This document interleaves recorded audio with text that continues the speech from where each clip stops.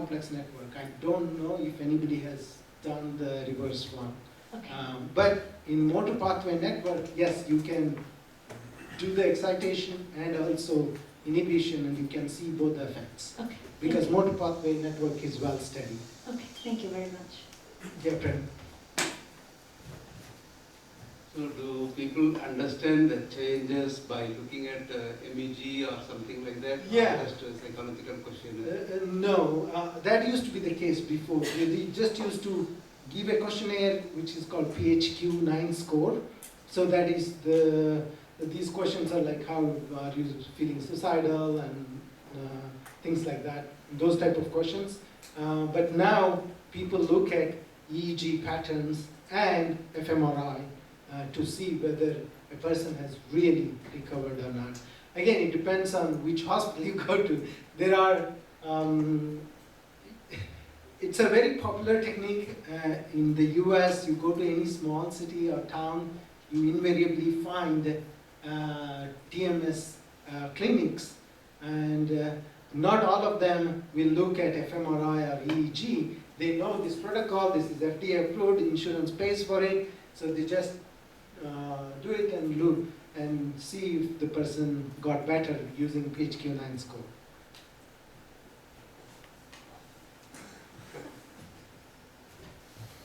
So, hopefully it's a quick question, but it might be a bit silly because, so you say you have to sit there for 30 to 45 minutes, right? Yes, yeah. So I was wondering if, does what the user's thinking about or doing affect the treatment?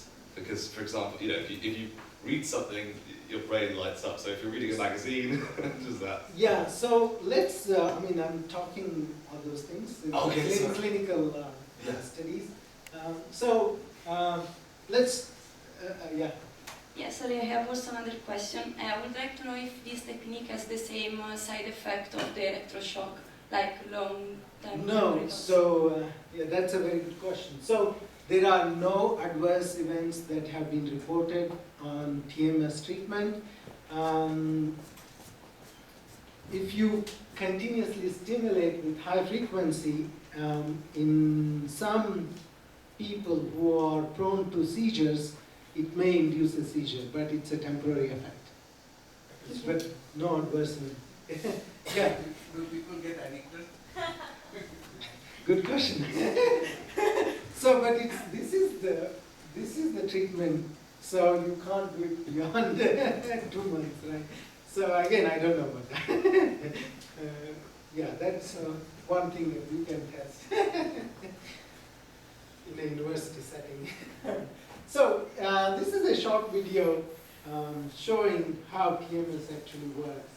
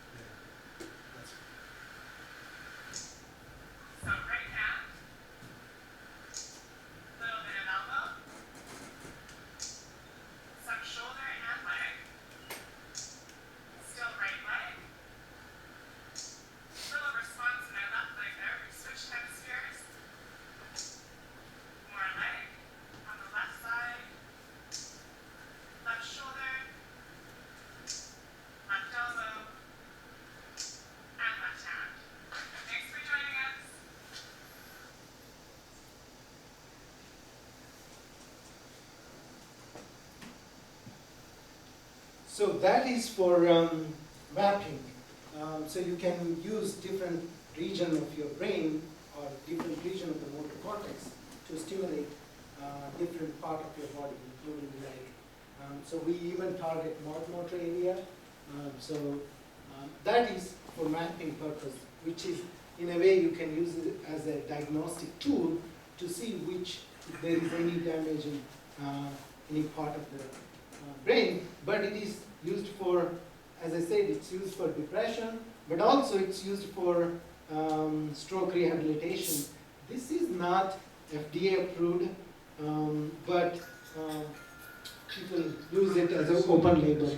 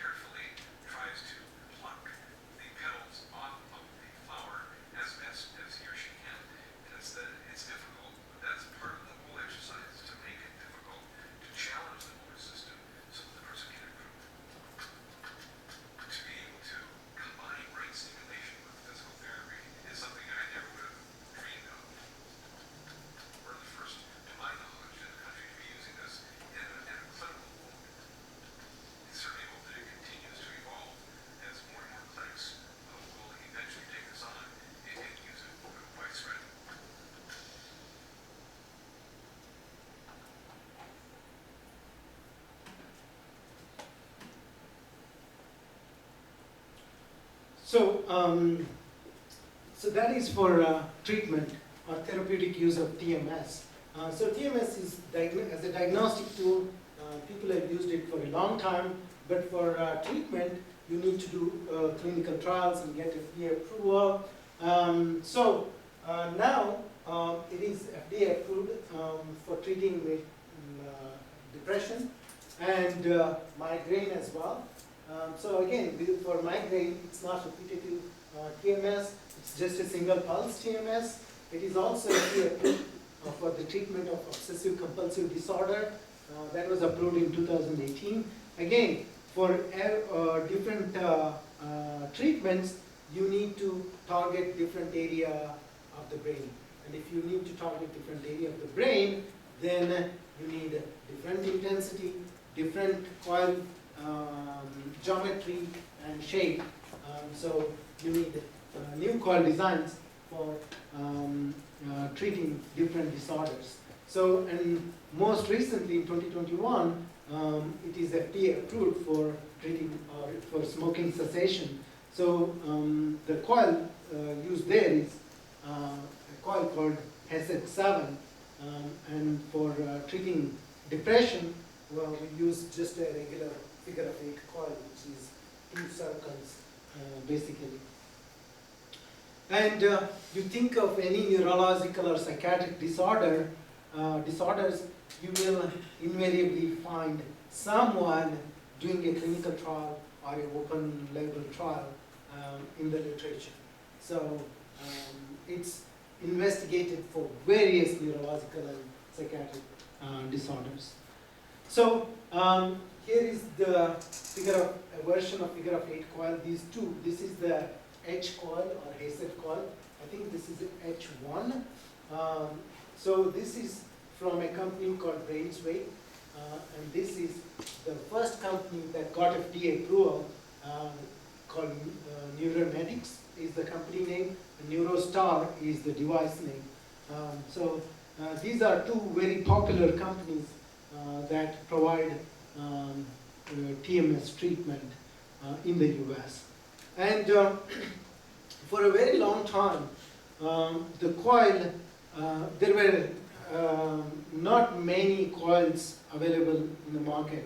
So there was this coil that was mainly used for mapping, a single circular coil, and a figure of 8 coil.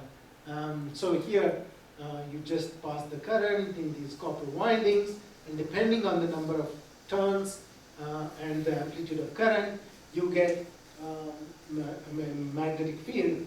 So this coil are the circular coil that is commercially available from many manufacturers.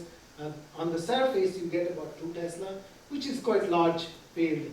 Again, it's a short pulse.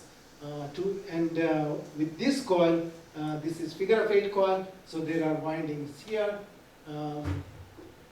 So windings here and here, and the direction of the current is in the same direction here when they meet at this point. So you get a additive effect here. So at this point, this is called the hotspot, and that's where you get the maximum induced electric field. And this is more focal, as you can see, whereas this is not so focal.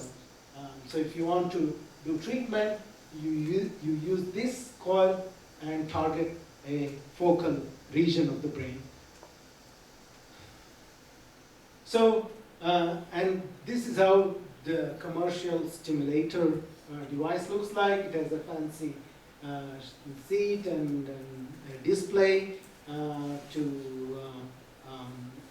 change the amplitude of the signal, and the person sits there for 45 minutes, so it has to be comfortable. And then there are many coil designs, as you can see. This is a very famous paper by J.D. Dan, who is one of my good friends. It has been cited so many times. All clinicians like this paper, and they show how, in this paper, he shows how the focality changes with different coil designs.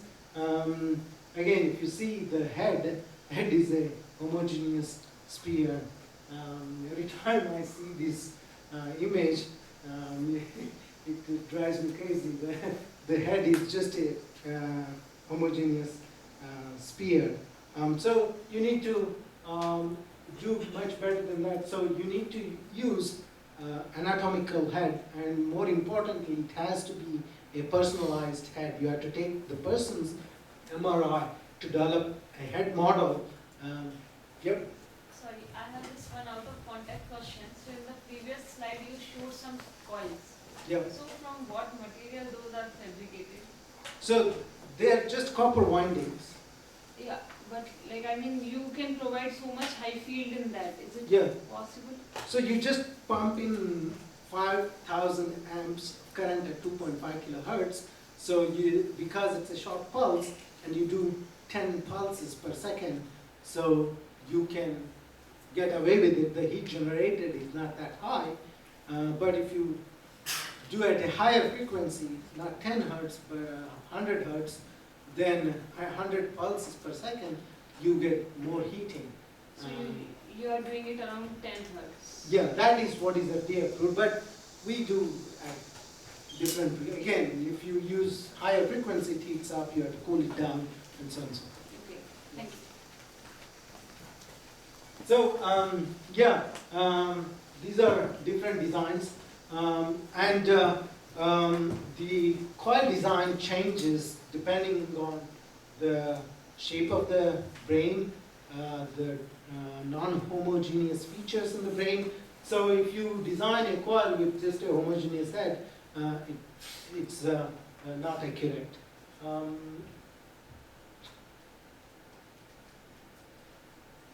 So now I'll talk about different coil designs, and this is a coil called halo coil. This was developed in Cardiff University by my advisor's group, Dave Giles' group. It's called halo coil. This is basically if you want to stimulate deeper regions of the brain.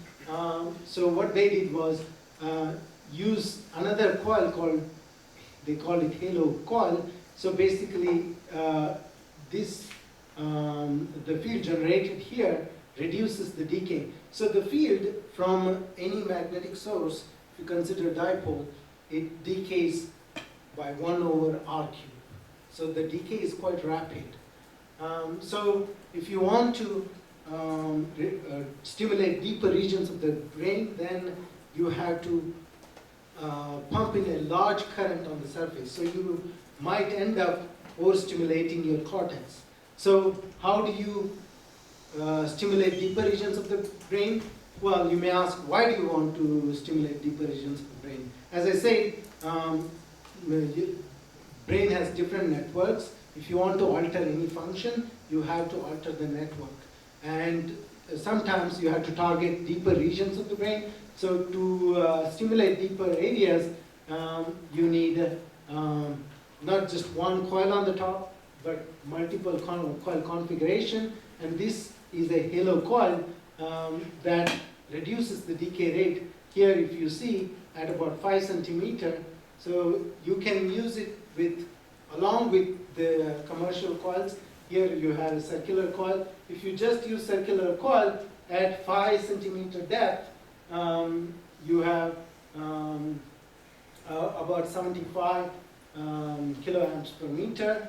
But if you use halo coil, you can go up to 150 at 5 centimeter depth. So without changing the cortical field, okay? For the same cortical field, you're having higher fields in the deeper regions of the brain. So, but one of the problems there, if you saw, was it was symmetrical, and it was coming right close to the olfactory region of the head. So you basically, your nose has a neuronal bundle that goes back to the brain that is very sensitive to magnetic fields. And when we ran the simulations, so for that single halo coil, the olfactory region and the optical nerves were overstimulated. So we decided to reduce the stimulation in the olfactory part and the optical part in order to stimulate a deeper region called amygdala. Amygdala is the one that is the fear learning part of your brain. So if you want to reduce PTSD symptoms, you need to target amygdala. So if you want to target amygdala, you have to have multiple coil configuration to go deep, but without having to stimulate any other part of the brain. So we came up with a coil called triple halo coil. So basically it's asymmetric. You can see it's further away from the olfactory region and the optical nerve. So with this one, you can see, so this is HSET coil. I don't know if you can see. So this, the top one is the triple halo coil, and the most bottom one is the circular coil. So compared to that one, at 5 centimeters, it's almost 3 or 4 times higher for the same cortical field. So with this coil configuration, you can target deeper regions of the brain. So now, if you want to target more focal areas, so for motor cortex and executive part of the brain for treating depression, the area you are stimulating is quite large. The emotional part of the brain is quite large. But if you need to treat other disorders like schizophrenia or any disorders related to speech or auditory nerve, then you have to target primary auditory cortex, which is very small. So for that, you need to have much more focal coil than the figure of 8 coil. So we came up with a coil called quadruple butterfly coil, and so basically it's two butterfly coils like this that makes the stimulation area smaller compared to the figure of 8 coil.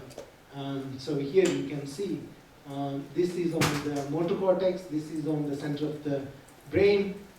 So this is how this is the fabricated coil, and we have also measured the field profile as well, which I forgot to put.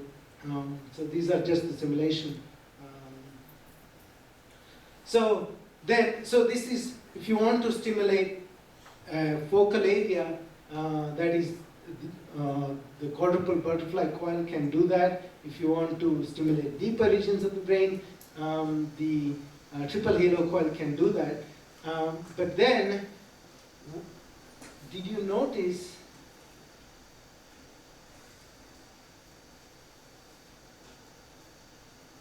that all these coils, none of them have, these are just copper windings.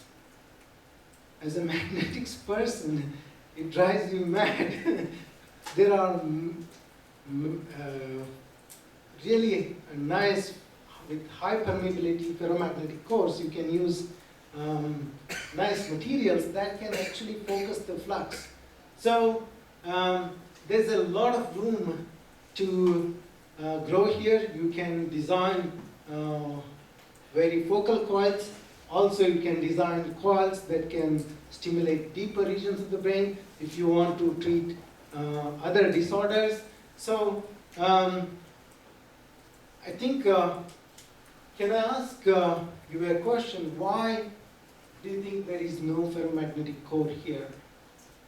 Any answers? So none of these, or even in our new coils, we don't have ferromagnetic cores so that we can increase the P, right? Why don't we do that?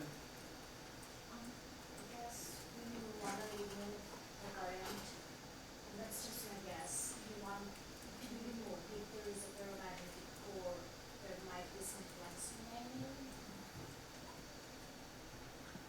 it. No, but you turn it off, and you can use really low coercive fields and coercive field materials, which are low coercivity, that will not retain any resonance magnetization. There are materials that we can pick from. As magnetics people, we can do that. There's a whole array of materials that we can pick from. So, what's the magnetic field strength in these? 2.2 Tesla. So if you start to use ferromagnetic cores, you are hitting the saturation limit. I don't think you have materials at 2.5 kilohertz. You can get materials that have saturation as high as 2. There are some materials that can go up to 2.4 Tesla, but again, you are hitting the saturation point. But if you want to design newer coils that needs to stimulate deeper, you need more than 2.4 Tesla. So your ferromagnetic core will saturate, right? If it saturates, then all the current that you put in the coil would not increase the field. So that's why people have shied away from using ferromagnetic cores. However, if you make smaller coils and use ferromagnetic cores there, then each of these coils will need a much smaller current.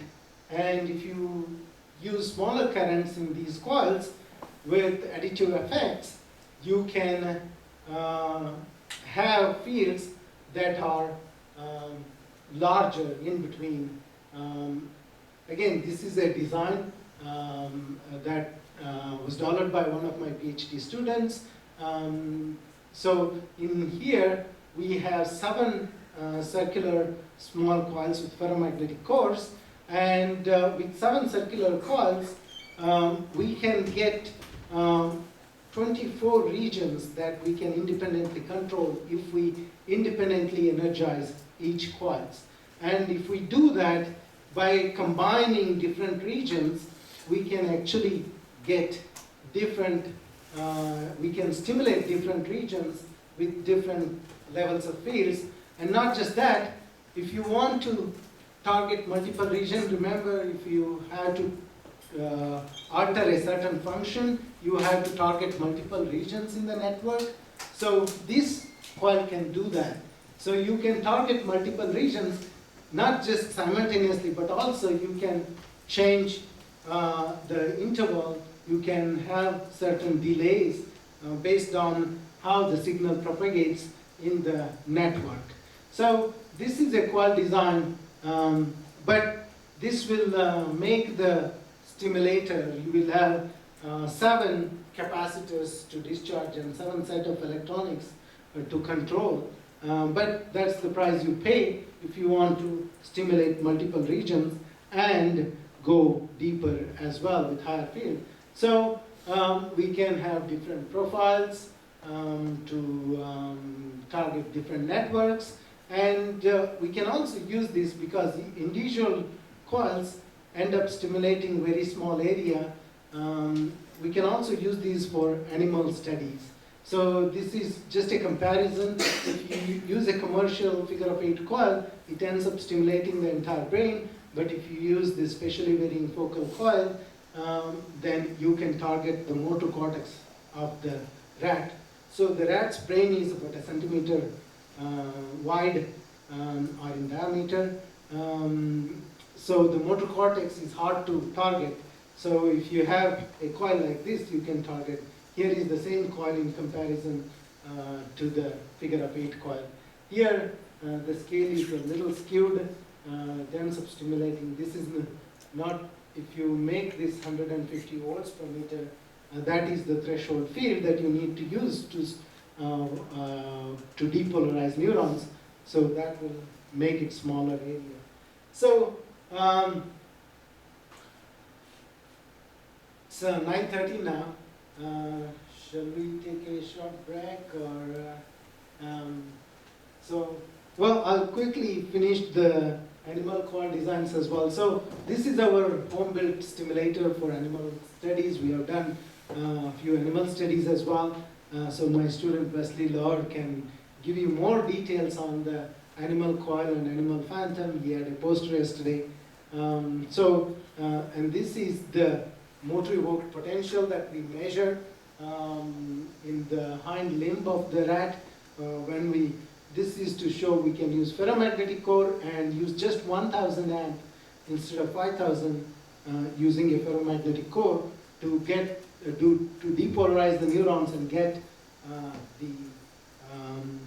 the twitch on the hind limb. So again, we have developed newer versions of these coils. This is called PFC, parabolic ferromagnetic core coil. If we need to stimulate within the motor cortex, there is M1, SMA. So the network is quite complex. I collaborate with a neurologist who has worked for 30 to 40 years on a motor pathway network. He's a Parkinson's disease specialist. He wants to stimulate very small area of the rat brain. So we have come up with this new design. We use I think we can come back. We'll leave it here. We'll take 5 minutes break and come back at 9:40. I'll talk about remaining coil designs and clinical trials.